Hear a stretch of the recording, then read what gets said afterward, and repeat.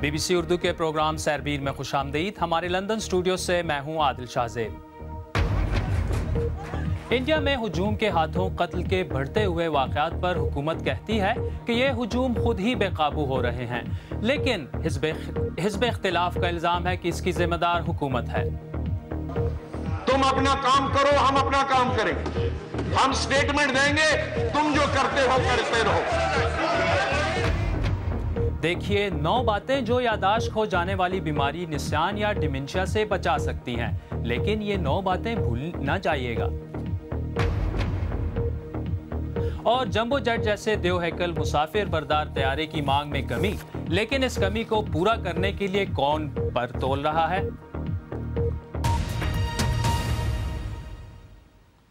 भारत में गाय के तहफ़्फ़ुज़ के नाम पर मुसलमानों और दलितों के खिलाफ मॉब लिंचिंग यानी हुजूम के हाथों कत्ल के वाक़यात पर पार्लियामेंट में गहरी तशवीश जाहिर की गई है। हिज़्ब इख्तिलाफ ने इल्ज़ाम लगाया है कि इन पुरतशद्दुद वाक़यात में हुक्मरान बीजेपी से वाबस्ता हिंदुत्व की अलमबरदार तंजीमों का हाथ है, लेकिन हुकूमत का ये कहना है कि ये इनफरादी जराइम के वाक़यात हैं और इनका मकसद हुकूमत को बदनाम करना है। दिल्ली से शकील अख्तर की रिपोर्ट।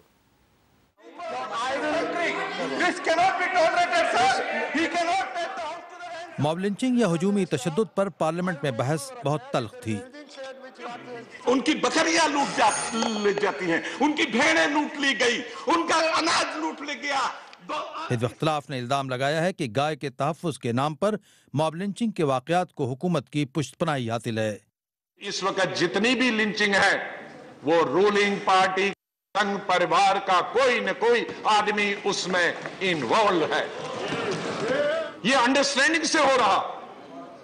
तुम अपना काम करो, हम अपना काम करेंगे। हम स्टेटमेंट देंगे, तुम जो करते हो करते रहो।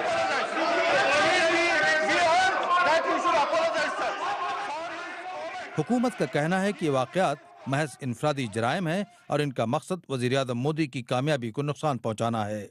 जो ताकतें की ये सोचती हैं कि हम इस तरह के फैब्रिकेटेड इश्यूज के माध्यम से इस तरह के आपराधिक घटनाओं को एक बड़ा बात का बतंगड़ बना करके मोदी सरकार के एजेंडे को नुकसान पहुंचाएंगे, ये उनकी गलत फहमी है और मुझे लगता है ये मुंगेरी लाल के हसीन सपने से ज्यादा कुछ नहीं है। पिछले कुछ महीनों में गाय के तहफ़्फ़ुज़ के नाम पर मुतअद्दिद मुसलमानों को हलाक कर दिया गया है। 2014 का पहला लिंचिंग का केस हुआ है, वो किस स्टेज पर है हाउस को ये बताइए आज।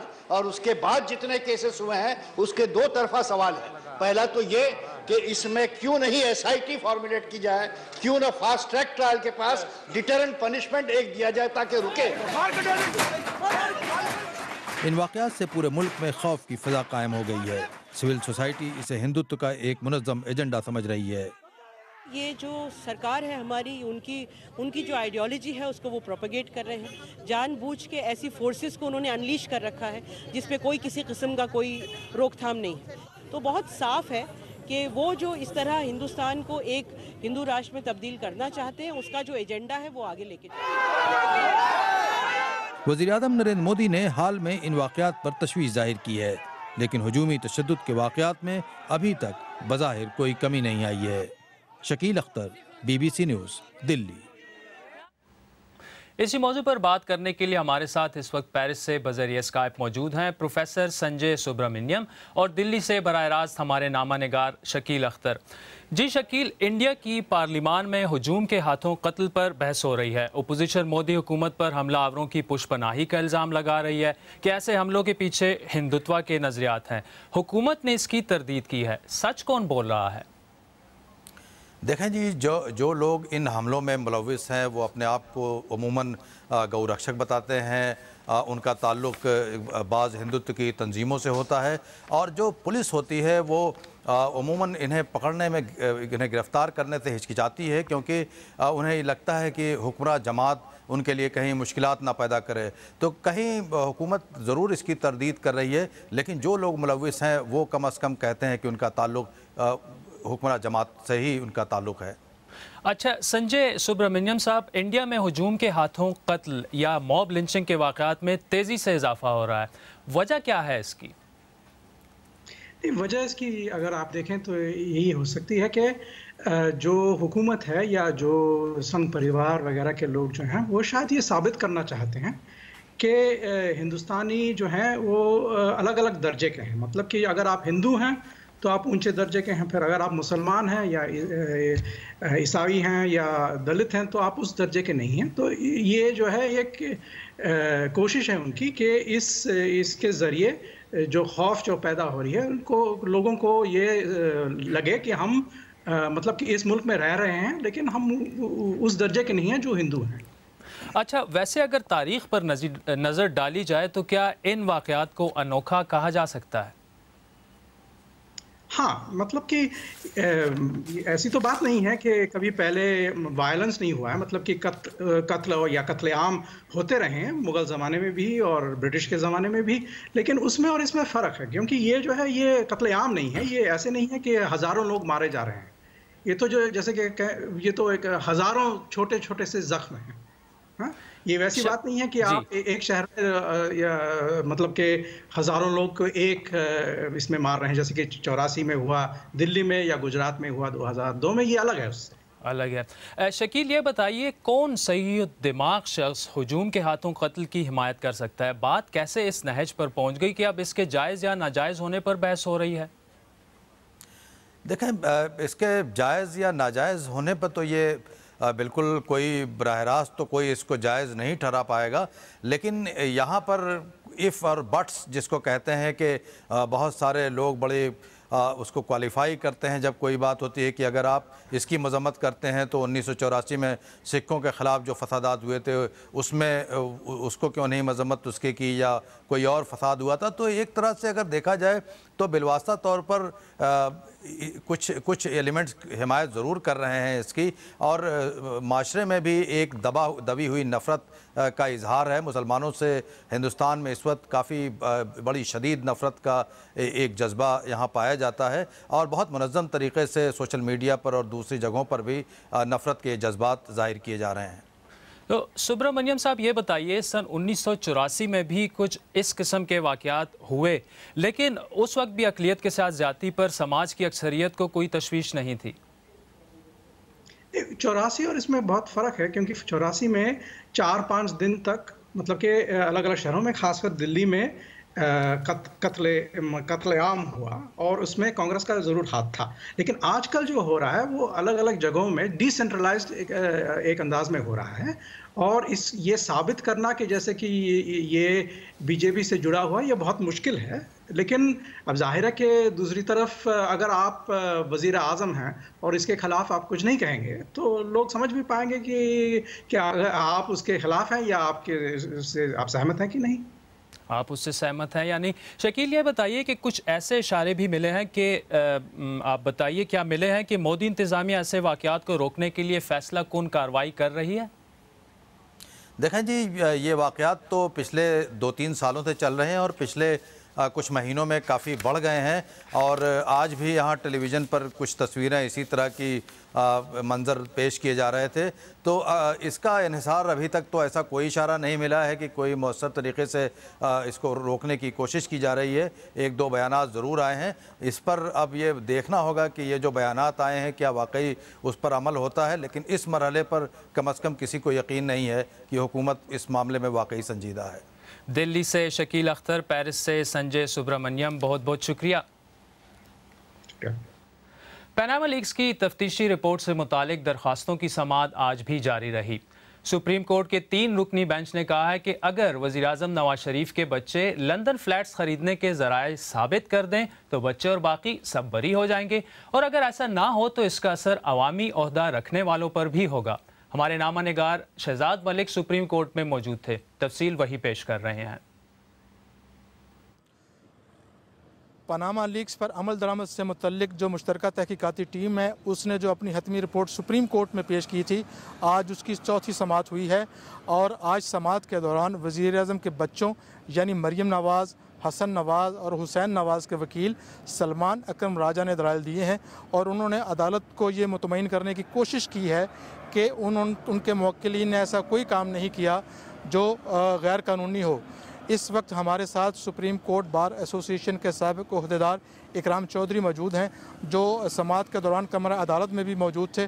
उनसे पूछते हैं कि आज की कार्रवाई के बारे में कि आपको क्या लग रहा है कि ये मुकदमा किसकी, ये जो इस दरख्वास्तों की समाअत है ये किसकी तरफ जाती हुई नज़र आ रही है आपको? ये केस चूँकि प्राइम मिनिस्टर के हवाले से यानी नवाज शरीफ साहब के हवाले से या फिर सफदर या डार साहब, ये चूँकि पब्लिक ऑफिस होल्डर हैं, इसमें कंसीलमेंट, कंट्राडिक्शंस, मटेरियल कंट्राडिक्शंस और अपने डिक्लेरेशन जो उन्होंने नॉमिनेशन में फ़ाइल किए उनमें बाज़ चीज़ों को तज़किरा न करना, ये सारा ऑनेस्टी और गुड कैरेक्टर के पर्सपेक्टिव, आर्टिकल 62 के पर्सपेक्टिव में अगर देखा जाए तो ये केस डिस्क्वालिफिकेशन का भी बनता नज़र आता है। बहरहाल ट्रायल तो होना है। भी आपने सुना कि ये मामला जो है वो या तो कौमी एहतसाब ब्यूरो यानी अकाउंटेबिलिटी कोर्ट में जाएगा या फिर किसी भी मुतलका फोरम पे भेजा जा सकता है। अदालत ने सलमान अकरम राजा को कहा है कि वो कल तक अपने दलाइल मुकम्मल कर लें। आज की जो अदालती कार्रवाई थी उसमें अदालत ने सलमान अकरम राजा से बहुत तीखे सवाल किए, जो बज़ाहिर नज़र ये आ रहा था कि वो सलमान अकरम राजा को तसल्ली बख्श जवाब नहीं दे सके, अदालत को मुतमईन नहीं कर सके। अदालत ने सलमान अकरम राजा से कहा है कि वो कल तक अपने दलाइल मुकम्मल कर लें और जिसके बाद इस पनामा लीक से मुतल्लिक दरख्वास्तों की समाअत कल तक मुलतवी कर दी गई है। Shahzad Malik, BBC news, Islamabad. BBC Urdu के प्रोग्राम सैरबीन में आगे चलकर देखिएगा, एक नई तहकीक के मुताबिक अगर 9 बातों का ख्याल रखा जाए तो यादाश्त खो जाने वाली बीमारी से बचा जा सकता है। और क्या मुस्तकबिल का आसमान जंबो जेट्स के लिए तंग हो रहा है?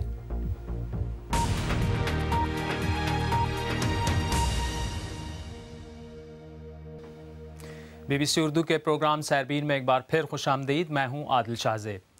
एक बैनुल अक़वामी तहकीक के मुताबिक अगर सारी ज़िंदगी रहन सहन में 9 बातों का ख्याल रखा जाए तो यादाश्त खोने की बीमारी को टाला जा सकता है। साइंस के मारूफ जरीदे दी लिंसेट में शाया होने वाली इस रिपोर्ट में जिस्मानी और दिमागी सेहत से मुतालिक कुछ अहम अनासिर की निशानदही की गई है, जिनमें तंबाकू नोशी, तालीम की कमी और समाजी अलहदगी भी शामिल हैं। फर्गस वॉश की रिपोर्ट पेश कर रही हैं समरा फातिमा। सुस्ती छोड़कर हरकत में आने की अब एक और अहम दलील सामने आई है। इस तरह जिंदगी गुजारने वाले बुढ़ापे में याददाश्त को कमजोर होने से बचा सकते हैं। ताज़ा रिसर्च के मुताबिक ताउम्र दिमाग को मसरूफ रखने से आपके जिस्म में कॉग्निटिव रिजर्व तैयार होता है, यानी दिमाग को बुढ़ापे में भी बेहतर कारगुजारी बरकरार रखने की क़ुव्वत मिलती रहती है। याददाश्त खोने की बीमारी या डिमेंशिया का सबसे बड़ा खतरा बुढ़ापे में होता है, लेकिन लैंसेट में शाया रिपोर्ट कहती है कि अगर सारी जिंदगी 9 अनासर की अहमियत को ध्यान में रखा जाए तो डिमेंशिया के इम्कानात 35% कम किए जा सकते हैं। तालीम की कमी, सुनने में दिक्कत, सिगरेट नोशी, डिप्रेशन, समाजी अलहदगी, सुस्ती, हाई ब्लड प्रेशर, मोटापा और ज़ियाबतीस। तमाम उम्र नामुवाफिक माहौल में रहते हुए अगर हम लोगों से मिलते रहते हैं, वर्जिश करते हैं और मालूमात बढ़ाने वाले तौर तरीके अपनाते हैं तो ये अच्छी बात है। कोशिश करें कि सिगरेट ना पिएं और मोटापे से दूर रहें, क्योंकि ये चीज़ें काफ़ी मदद करती हैं। डिमेंशिया के 2/3 केसेस में अल्जाइमर का हाथ होता है और अभी तक ऐसी कोई दवा मौजूद नहीं है जो इसे बढ़ने से रोक सके। साइंसदानों का ख्याल है कि डिमेंशिया 21वीं सदी में जान लेने वाली सबसे बड़ी बीमारी साबित होगी। ज़रूरी है कि हमें इसके खतरात का पूरा इल्म हो और हम इससे निमटने के लिए अपने तर्ज ज़िंदगी में बरवक्त ज़रूरी तब्दीलियाँ कर सकें।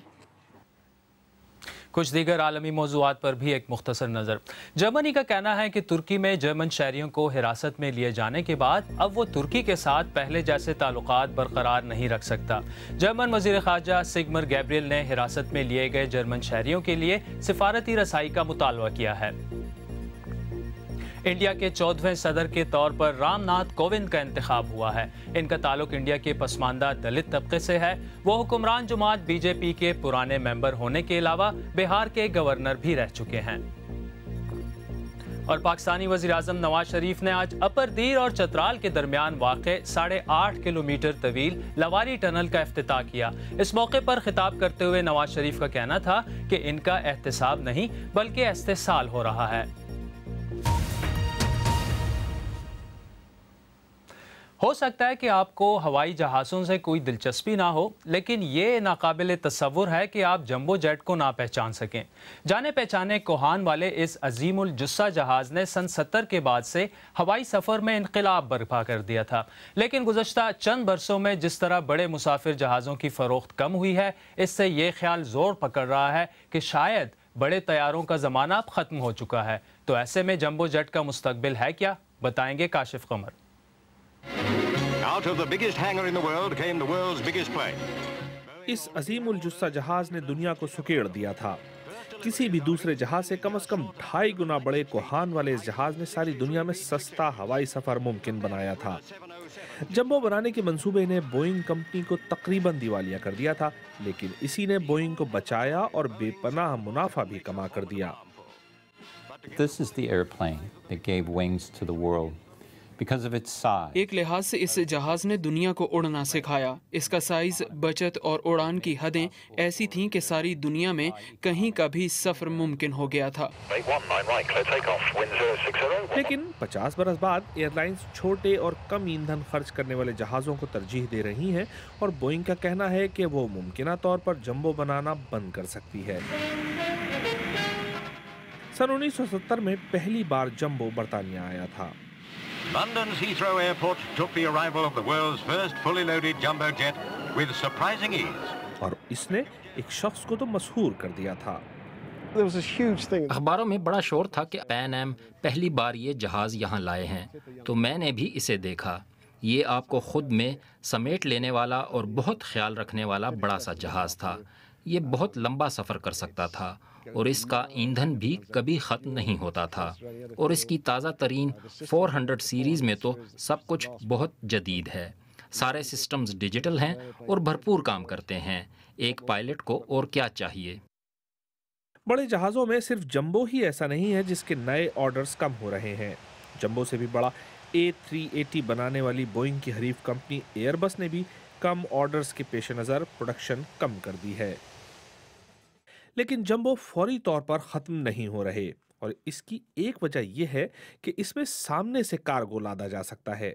हो सकता है मुस्तकबिल में जंबो पर कम लोग सफ़र करें, लेकिन सामान लाने ले जाने के लिए जंबो आइंदा कई बरसों तक बुलंदियों पर ही रहेगा।